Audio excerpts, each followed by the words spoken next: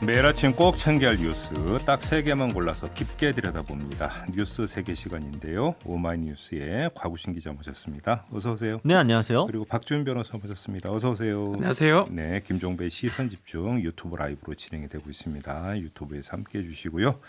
자, 여러 차례 예고해드린 대로 오늘부터 김종배 시선집중 본방이 끝나고 나서 8시 30분부터는 유튜브에서 연장방송 실시가 됩니다. 이름하여 JB 타임인데요. 유튜브에서만 보실 수가 있습니다. 저희와 함께해 주시기 부탁을 드리고요. 자, 첫 번째 소식 가보죠. 네, 한동수 대검찰청 감찰부장이 윤석열 검찰총장을 공개적으로 비판했습니다. 한동수 감찰부장은 자신의 페이스북에 검찰총장에 대하여 이의제기서를 제출한 이유라는 제목의 장문의 글을 올렸습니다. 여기에서 그는 한동훈 검사장을 독직 폭행한 혐의를 받고 있는 정진웅 차장검사에 대해서 직무집행정지를 요청한 것은 검사징계법의 요건에 해당되지 않고 부적절한 조치라고 주장을 했습니다. 그러면서 대검 차장을 통해 검찰총장에게 이의제기서를 제출했다라고 이야기를 했는데요. 네. 그는 이제 이 직무집행 정지의 전제인 독직폭행 사건 기소 자체가 의아했다라는 식으로 이야기를 했고요. 다만 이제 그가 제출했던 이 제기서는 받아들여지지 않았다라고 설명을 했습니다. 네. 당시 대검은 감찰부장의 결재가 빠진 채로 정진중 차장검사의 직무집행 정지 요청 공문을 법무부에 보낸 바 있는데요. 한동수 감찰부장이 이처럼 윤석열 총장의 결정에 공개적으로 반발한 건 지난 6월 이후 두 번째였습니다. 당시 이제 한명숙 전 총리 수사팀 감찰 사건 배당 관련이었죠. 검찰 안팎에서는 이 감찰부장의 문제 제기 방식이 부적절한 지적도 나온다는 가운데 이번 실명 비판의 배경에 대해서도 물음표를 남기고 있습니다. 일단 두 가지를 좀 짚어봐야 될 것 같은데, 첫째, 감찰부장 결재가 반드시 있어야 되는 건가요? 결제 라인이긴 합니다. 대검에서 네. 이제 직무 정지라는 것도 뭐 징계의 일환이기 때문에 검찰총장의 권한이긴 한데 네. 이제 감찰부장 자체가 그 업무에 그 가장 소관하는 사람이기 때문에 네. 같은 라인으로 법무부한테 올려야 되는데 감찰부장이 반대를 하니까 그걸 빼버리고 대검에서 바로 법무부로 올린 거거든요. 이거 그 부분에서 이제 문제 제기를 하는 겁니다. 또 패싱입니까? 요즘 검찰관에서 이렇게 패싱이 많아요. 뭐 다 알다시피 이 한동수 감찰부장이 뭐 변호사, 판사 출신이기도 하고요. 이 법무부에서 이제 선정한 사람입니다. 검찰 사람이 아니다 보니까 네. 계속적으로 이제 얘기가 나오고 있고 본인은 또 SNS를 통해서 본인의 권한이라든지 본인의 어떤 그런 부분에 대해서 계속적으로 좀 얘기를 하고 있는 상황입니다. 그래요. 그다음에 두 번째는 한동수 감찰부장이 지적하는 것처럼 직무집행정지 요건에 해당이 되느냐 안 되느냐 이 부분을 좀 따져봐야 되는 거잖아요. 근데 그 부분은 이제 좀 해석의 부분 같습니다. 예. 일단 기소가 됐기 때문에 직무 정지를 할 수는 있을 것 같거든요. 검찰총장이 이제 검사징계법상의 어떤 주된 예. 주체라고 봐야 될 것 같고, 예. 다만 이제 한동수 지금 감찰부장 얘기하는 거는 지금 이게 영장 집행 과정에서 둘 다 지금 한동훈 검사도 문제가 될 수가 있는데 한쪽에 좀 치우쳐져 있으면 문제가 한쪽으로 좀 예단이 형성될 여지도 있고 또 재판 과정에서 유무죄를 좀 가리는 지금 상황에서 미리 이렇게 얘기하는 게 필요하냐 뭐 이런 문제 제기를 한 것 같습니다. 그렇기 때문에 이게 대검 회의에서 결정을 해야 되지 총장이 혼자서 결정하는 건 좀 맞지 않다라고 지금 얘기를 한 건데 뭐 그 부분을 이제 자신의 어떤 의견을 배제한 채 올라가니까 좀 문제가 된다라고 SNS 글을 쓴 걸로 보입니다. 일단 형식상으로는 기소가 됐기 때문에 그렇죠. 직무집행 정지를 할 수 있다. 할 수 있습니다. 이렇게 이제 봐야 되는 거고요. 그렇지만 뭐 그것도 안 해도 재량 여지가 있는 거니까 네. 안 해도 되는 건데 한동수 감찰부장은 왜 굳이 하느냐라는 문제를 이제 삼는 것이죠. 그러니까 한동수 감찰부장 말고 한동훈 동훈. 검사장 이름이 비쌉니다. 또 있잖아요. 네. 그러니까 한동훈 검사장 같은 경우는 부산고검 차장검사로 있다가 이 문제가 불거지니까 법무연수원으로 발령이 난 바가 있잖아요. 물론 이때 뭐 기소가 됐다고 해서 발령이 났던 건 아니고. 이거는 채널A 사건 때문에 네. 요 이제 영장 집행하고는 관계없이 그 이전에 예. 이제 보직이 바뀌었습니다. 그러니까요. 예. 그러니까 그럼 여기서 우리가 분명 그러니까 전보하고 직무집행정지하고는 성격이 다르다. 그러니까 전보는 말 그대로 인사고 그렇죠. 직무집행정지는 일종의 징계고. 약간의 자신의 지금 강주지검 차장검사인데 자신의 권한이나 이런 것들을 행사할 수 없는 상황이 되는 것이죠. 그래요. 근데 이제 한동훈 같은 경우는 연구위원입니다. 검찰 어떤 수사 업무를 하는 게 아니기 때문에 네. 이제 전보 보직을 이제 그걸 받은 상황이라고 보면 될 것 같습니다. 그렇죠. 그렇기 때문에 한동훈 검사장과 정준웅 차장검사의 경우를 수평 비교할 수는 또 없는 거고 다르다고 거기다가 뭐 봐야 한동훈 검사장 같은 기소가 이루어진 건 아니니까 네, 아직까지는 아니고요. 조사 그렇게- 중이고요. 그렇게 된다면 결국 핵심 쟁점은 직무집행 정지 그러니까 요청이 이루어지는 과정에 있어서의 어떤 절차상의 문제. 그렇죠. 그 얘기가 문제가 되는 결국은 겁니다. 정리하면 결국은 이 문제겠네요. 한동수 감찰부장의 의견을 완전 무시한 채 올라갔던 부분, 그 부분이 이제 가장 문제고 이제 그 부분에 대해서 이제 본인이 글을 썼다고 보면 될 것 같습니다. 물론 이제 대검찰청에서는 검찰총장의 고유 권한인 점 그리고 이제 절차상의 문제가 없었다라는 점을 항변을 했습니다. 그리고 유사 사례가 있을 때마다 직무배제를 요청해 왔기 때문에 이번 케이스가 이제 또 특별한 케이스는 아니다라는 식으로 해명을 했는데요.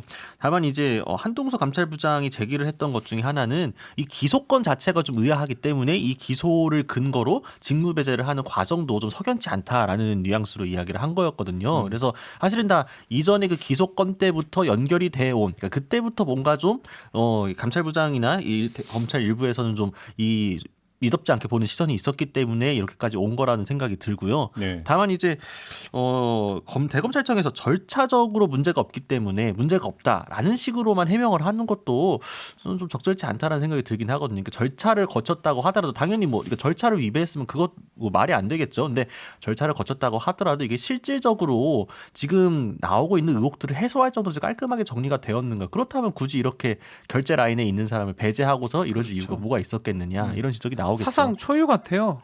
검사가 검사를 영장 집행하는 도중에 싸움을 하질 않나. 그 와중에 또 한 사람은 기소가 되질 않나. 기소한 사람도 검사고요.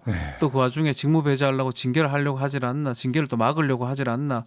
그런 부분들이 아마 사상 초유이기도 하고 또 지금 계속 얘기를 하지만 검찰 내에서 일정 부분들이 좀 갈등이 계속 일어나는 모습이 밖으로 다 비춰지는 모습을 저는 생각이 좀 듭니다. 알겠습니다. 좀 정리를 하자면 일반 민간 기업 같은 경우도 직원이 뭔가 어떤 문제가 발생을 해서 네. 조사가 필요하고 이럴 경우 이제 대기 발령 조치를 내리는 경우가 있잖아요. 가능하죠. 징계 그러니까 일환으로서. 일단 그 직무에서 배제를 하고 예. 대기 발령 내리는 경우가 많은데 공무원이 그러니까 공무원인 검사가 기소가 됐다고 한다면 직무집행정지 할 수 있다고 가능합니다. 생각해요. 예. 예, 그거는 어떤 요건이나 형식상 전혀 문제가 제가 볼 때는 안 될 네. 수도 있다. 근데 굳이 그런데 결제 라인에 있는 사람을 배제할 이유는 또 뭐냐? 네. 그러니까 예를 들어서 검찰총장의 권한이라고 한다면 과장, 부장, 국장, 사장, 회장 이렇게 그 단계별로 결제할 이유가 뭐 있어요? 그냥 다 회장해버리면 되는 거예요. 그렇죠. 그렇지 않나요? 그렇죠. 반부패 부장이 뭐가 필요합니까? 그럼. 그러니까요. 네. 그건 좀 아닌 것 같다라는 생각도 좀 드네요. 아무튼 검찰 안에서 패싱이 너무 많다. 패싱 논란이. 패싱에다가 갈등에다가 이런 게 네. 너무 좀 보입니다. 알겠습니다. 자, 두 번째로 넘어가죠. 네, 윤희수 국민의힘 의원이 전태일 열사 50주기 당일 전태일 정신을 언급하며 주 52시간 근무제를 반대한 걸 두고 논란이 계속 끊이지 않고 있습니다. 윤희수 의원이 자신의 페이스북에 첫 번째 글을 올린 것은 지난 13일이었죠. 그리고 이제 정치권은 물론 노동계와 시민사회계로부터 비판이 쏟아졌는데 윤 의원은 아랑곳하지 않고 14일과 15일에도 페이스북에 연달아 글을 올리면서 자신의 주장을 굽히지 않았습니다.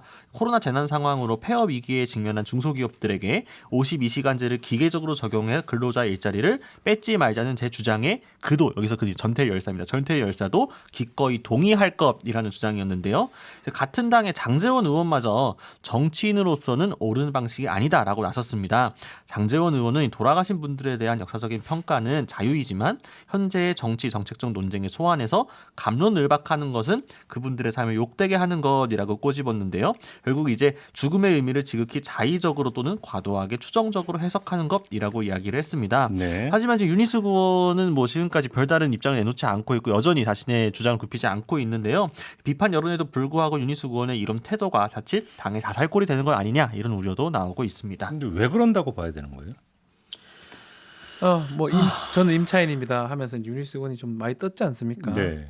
사실은 이게 좀 쉽게 얘기하고 전달하기 좋게 하려면 많이 비유도 하고 하는데 그렇죠. 전태일 열사 얘기를 하면서 좀 주의를 환기시킬 수 있다고 생각을 한 것 같아요. 사실 뭐 이런 주장은 할 수 있죠. 52시간을 기계적 적용하는 거 잘못됐다. 그 주장은 충분히 정치인으로도 할 수도 있는 부분인데 네. 과연 전태일 열사 50주기인 당일인데 얘기를 해야 되나요? 이 부분은 주의 환기시키려고 이제껏 좀 성공을 했는 것 같아요. 이 부분은 조금 다른데 비판이 좀 더 있는 것 같습니다.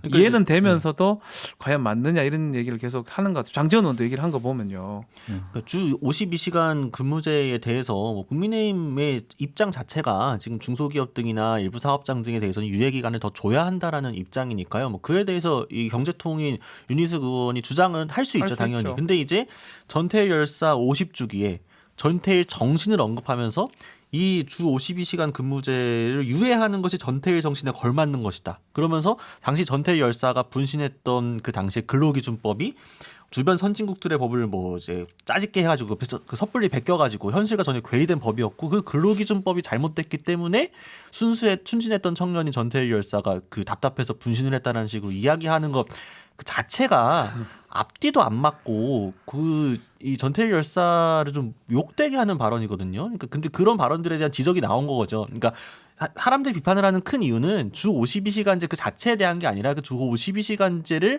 자신이 그 논리에다가 전태일 열사를 갖다 끼워 넣기 때문에 그게 맞지 않는다고 비판을 한 건데 전혀 굽히지 않고 아니다. 전태일 열사가 지금 살아있었다면 당연히 나를 지지해줬을 것이다라는 말을 주말 내내 계속 올리고 있는 거거든요. 혹시 그 일각의 해석들이 이게 전략적 발언일 가능성은 없을까요? 무슨 이야기냐면 윤희석 의원의 서울시장 출마설이 돌고 있잖아요. 네.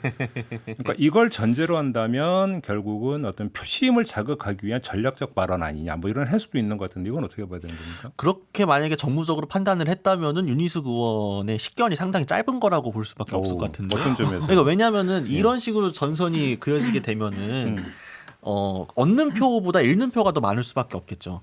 그러니까 지금 전태일 열사와 그러니까 주 52시간제 근무제 자체만 두고 지금 전선을 만들었다고 하면은 그거는 이제 좀 논쟁의 여지가 있으니까요. 네. 그 토론의 영역이니까요. 상관없지만 방금 말씀드린 것처럼 이 논란의 포인트는 왜 이 주 52시간 근무제에 전태일 열사를 연결을 했느냐인 거고 그러면은 내가 노동운동이나 이런 데에 엄청 호의적이지 않은 사람이라고 하더라도 전태일 열사의 의 자체나 그 정신은 존중하잖아요. 네. 그런 중립지대에 있는 사람들까지 이 논란에서 윤희숙 의원을 섣불리 편들기가 어려운 상황이기 때문에 이걸 단순히 본인의 나는 임차인이다에 이어서 좀 노이즈도 일으키면서 주목도를 올리기 위해서 했다라고 본다면은 글쎄요. 이건 네. 지금 뭐 곽우신 기자의 말씀에서 제가 볼 때는 포인트가 추출이 되네요. 그러니까 윤희숙 의원이 이 논란을 받아가지고 다시 말해서 정책 논쟁으로 의도적으로 끌고 가느냐. 다시 말해서 노동자의 임금이 사실상 떨어지고 네. 나아가서 일자리가 줄어든다라는 문제를 본격적으로 제기를 하느냐 아니느냐. 요거를 보면은 저는 할 것 같아요. 이제 그 윤희숙 의원의 뭐라고 전략적 발언인지 그렇죠. 아닌지가 어느 정도 가름이 될 것 같은데. 한 번 하고 말한 게 아니고 계속 썼거든요. 그러니까 이것 가지고 한번 약간 주목을 좀 더 받을 수 있지 않을까로 본인이 판단한 것 같고요. 네. 어떤 얘기를 SNS든지 아니면 국회에서 다시 얘기를 할지 그 부분을 우리가 좀 주목해야 될 것 같습니다. 일단은 좋든 나쁘든 주목을 끈 거는 사실인 거거든요. 네. 같은 자당의 의원도 비판해 준 게 오히려 더 주목을 더 끌게 될 거예요. 그래서 그 부분은 우리가 앞으로 지켜봐야 될 부분 같습니다. 그러니까 윤희숙 의원이 확전으로 갈지 아닐지 한번 좀 보자고요. 그걸 보면 좀 대충은 알 수 있을 것 같습니다. 자, 마지막 뉴스로 넘어가죠. 네, 국내 여행업계 1위 업체인 하나투어가 다음 달부터 전 직원 대상 완전 무급 휴식을 실시한다라고 합니다. 이제 매일경제가 보도를 했는데요. 대상은 이제 2,300여 명에 달하는 모든 소속의 임직원들이라고 합니다. 이제 원래 지금도 일부 무급 휴직이 진행 중이었는데 이를 네. 전 직원으로 내년 3월까지 그래서 4개월 연장을 더 하는 거고요. 이 기간 동안 급여는 전혀 제공되지 않고 다만 고용 유지에 따른 퇴직금 및 사대보험 등에 대한 적립만 이루어진다라고 합니다. 아무래도 하나투어가 이런 식으로 들어가는 게 처음이기도 하고 관련 업체들 또 소규모 대리점들이 많기 때문에 여파도 상당할 것 같은데 이렇게 지금 하나투어가 누적 손실 1,095억에 달하면서 무급 휴식을 실시하게 된 배경은 고용 유지 지원금이 다 떨어졌기 때문이라고 합니다. 근데 그러니까요. 네, 이제 고용 유지 지원금이 근데 이 여파가 하나투어의 한 업체로만 끝나는 것이 아니라 상당수 업체들도 비슷한 상황에 처해 있기 때문에 자칫 이번 연말 그리고 내년 연초를 기점으로 대규모 무급휴직 사태가 오는 거 아니냐 이런 우려들이 커지고 있습니다. 그러니까 결국 올 것이 왔다 뭐 이런 분위기가 좀 그렇죠. 많은 것 같은데요. 1등이잖아요, 1등. 예. 하나투어만 지금 이야기할 게 아니라 하나투어 발. 네. 그러니까 결국 이제 확산으로 가는 게 아니냐. 무슨 얘기냐면 그럼 결국은 고용유지 지원금 지원이 더 안 되는 거예요? 그러니까 이게 예. 1년에 이제 240일까지 네. 180일에서 240일까지 되기 때문에 종료 시점이 정해진 것 같습니다. 뭐 예. 1년 내도록 지원은 불가능한 것 같고요. 새롭게 의결하거나 뭐가 돼야 되는데 네. 그 상황이 안 되다 보니까 12월부터 종료가 되는 상황이고 예. 그래서 지금 아마 하나투어가 업계 1위고요. 사실은 뭐 지금 돈 버는 것이 뭐 몇백 프로 못 버는 상황이기 때문에 2위, 3위 이거 말고도 다른 관련된 여행 관련된 업계들 다 이제 똑같이 지금 적용이 될 거라 보입니다. 그러니까요. 이게 뭐 항공 여행업계뿐만 아니라 전반적으로 지금 산업 전반의 코로나19 여파가 워낙 크기 때문에 거기서 고용유지 지원금으로 결국은 대량 해고를 일단 피하면서 그러니까 정확히 뒤로 미루면서 네, 그렇죠. 버텨왔는데 만약에 고용유지 지원금이 끊어진다고 한다면 이거는 뭐 무급휴직 그다음은 대량 해고. 그러면 수순이 이렇게 되는 거 아니냐는 그렇게 걱정이잖아요. 방법이 네. 그렇습니다. 그러니까 이제 원래 고용유지 지원금이 작년 같은 경우에는 이제 670억 정도 소요가 됐고, 근데 올해는 10월 기준으로 2조 6,470억 원, 그러니까 54배 이상 늘었습니다. 사업장도 신청한 곳이 8만 곳이 넘는 상황이고요. 예. 그러니까 원래 180일이었다가 코로나 때문에 240일로 연장을 해줬는데 예. 아시겠지만 코로나가 폭발적이었던 3월을 기점으로 신청한 업체들이 대부분입니다. 그러니까 이제 11월, 12월로 고갈이 된다라는 거죠. 네. 물론 내년도에도 일단 뭐 정부에서는 신청할 수 있게끔 하는 식으로 이야기를 하고 있습니다만 중간에 이제 공백 기간 동안엔 그러면은 어떻게 해야 되냐 이런 우려들이 나오고 있고요. 또 이제 무급휴직을 하게 될 경우에 이제 근로자 지원금 같은 걸 신청한다고 하더라도 이게 이제 최대 6개월 198만 원 정도의 수준입니다. 분단되고 다 되는 것도 아니고요. 그래서 이 사이에서 결국 이런 공백기가 생기게 되면은 방금 말씀하신 것처럼 자칫 대량 해고와 폐업 사태로까지 이어질 가능성이 상당히 높다. 이게 다 지금 이게 고용유지 지원금이라는 게 받으려면은 회사를 정상적으로 가동하는 게 아니라 직원들이 전부 쉬어야만 받을 수가 있는 거거든요. 그렇죠. 그러니까 이제 결과적으로 이 업체 같은 경우에는 폐업도 그렇죠. 못하고 그렇다고 정상적인 그 운영도 불가능한 상황에서 예. 지원금에만 연명하고 있다가 자연스럽게 그 자본금 잠식되고 기금도 고갈되고 나면은 폐업할 수밖에 없는 상황이 될 수 있기 때문에 그러니까 일단 지금 하나투어는 4개월이죠 무급휴직. 네, 그러니까 일단요. 내년 봄까지 간다는 이야기인데 옛날에 춘군기라는 말이 있었잖아요. 그죠? 근데 지금 뭐 전혀 다른 의미에서 지금 춘군기가 발생할 가능성이 있다. 내년 봄이 상당히 고용의 위기로 갈 수도 있다라는 이야기로 연결이 될 수가 있는 거기 때문에 이건 좀 밀도 있는 좀 대책 이야기가 좀 있어야 네. 되지 않는가라는 좀 생각을 하게 됩니다. 이건 뭐 특정 업체로 한정이 되는 성질의 문제가 아니기 다입니다, 때문에 다. 예. 그러니까요. 좀 심각한 문제인 것 같습니다. 자, 이 점 확인하면서 오늘 뉴스 3개 마무리하겠습니다. 곽우신 기자, 박지훈 변호사와 함께했습니다. 고맙습니다. 감사합니다. 감사합니다.